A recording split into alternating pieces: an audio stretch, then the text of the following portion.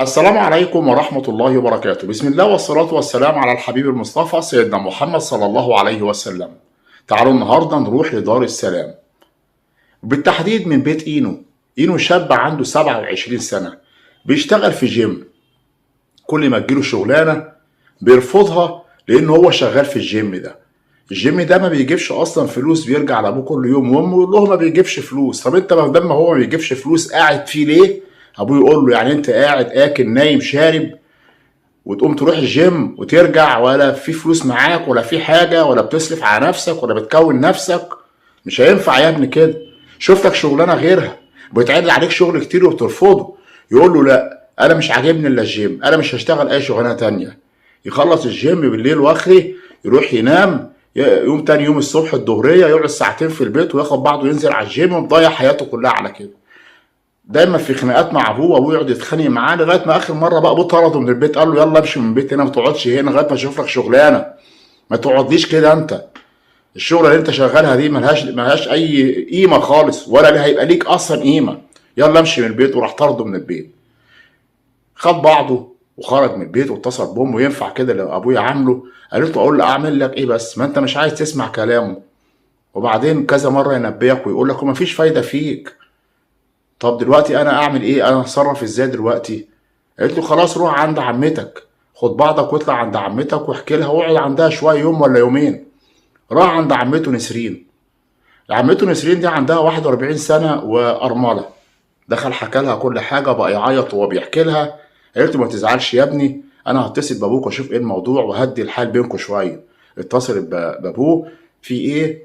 حكى لها وقال لها كل حاجه. قالت له ما تزعلش نفسك يا اخويا، ربنا يهديه وان شاء الله، وانا هحاول ان انا اكلمه واقنعه وكده. قعد عندها اتغدى، جه في ساعه العشاء قعد يعيط وصعبان عليه نفسه من اللي حصل. خدته في حضنها ولكن الحضن طول شويه.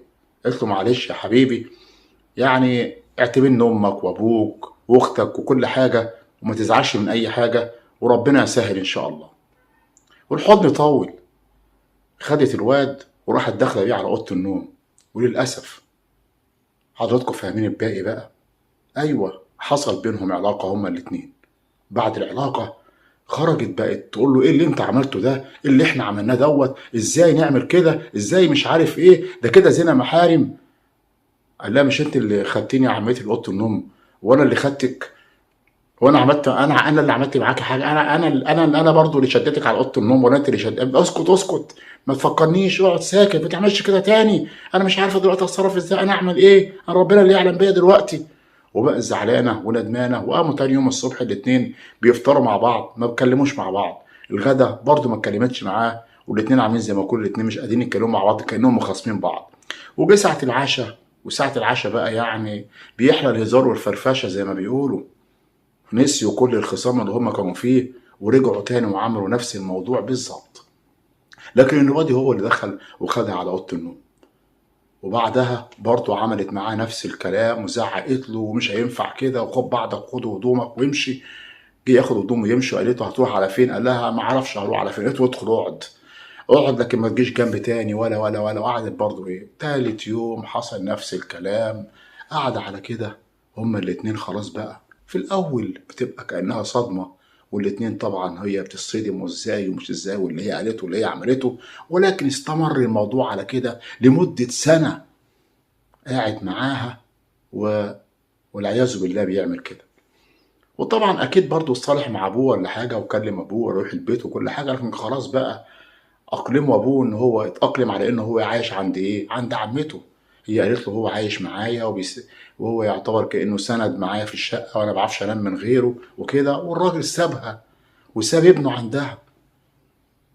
لغايه بعد ما عدى سنه سمعها وهي بتتكلم في الحمام وبتتكلم مع واحد وتقول له ابن اخويا قاعد معايا ولما يمشي انا همشيه واخليك بعد كده يعني نتقابل انا وانت في الشقه.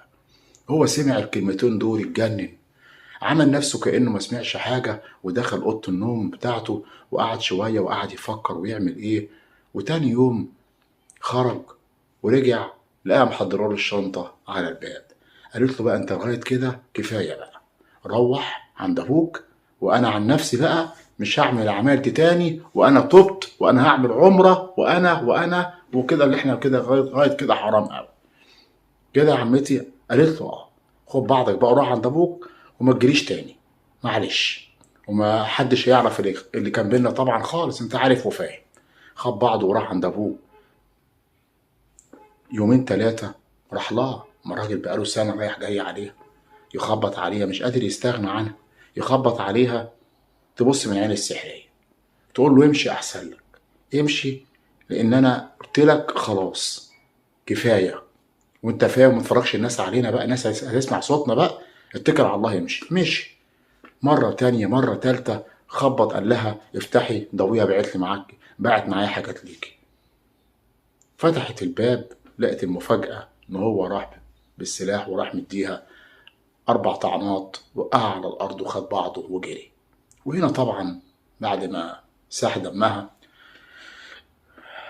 بتفتح الشقة، الجارة اللي قدامها اسمها منى، لقيتها كده، بلغت الأجهزة الأمنية، وجات الأجهزة الأمنية وفرغوا الكاميرات، ومين اللي كان عندها، ومين اللي طلع، ومين اللي ناس، ومين كان قاعد معاها. كان قاعد معاها ابن أخوها اسمه إينو، وجابوه وتم القبض عليه، واتحكم عليه بإحالة أوراقه لفضيلة المفتي. ولكن هنا وقف الأب في المحكمة وقال إن ابني كذاب، ابني عيل من صغره، عيل صايع، عيل مش نافع، وياما حاولت معاه. وهو افتعل القصه دي كلها على عمته علشان خاطر هي ما رضتش تديله فلوس، لان هي كانت بتصرف عليه وكان قاعد عندها. وانا اختي ما تعملش كده ابدا، اختي شريفه، ويعني ان هو يجيب سيره عرضها بعد ما ماتت، ده ما ينفعش. وهو اللي هو عمله دوت، او اللي هو قاله ده كله كان مفتعل. والله اعلم بالحقيقه فين. هنقول ايه؟ لان هو طبعا الشاهد على الواقعة دي كلها هي اللي ماتت، الله يرحمها بقى. هنقول ايه؟ اللي ليها الامر من قبل ومن بعد. بشكركم جدا، بتمنى من حضراتكم الاشتراك في القناة، تفعيل زر الجرس، والسلام عليكم ورحمة الله تعالى وبركاته.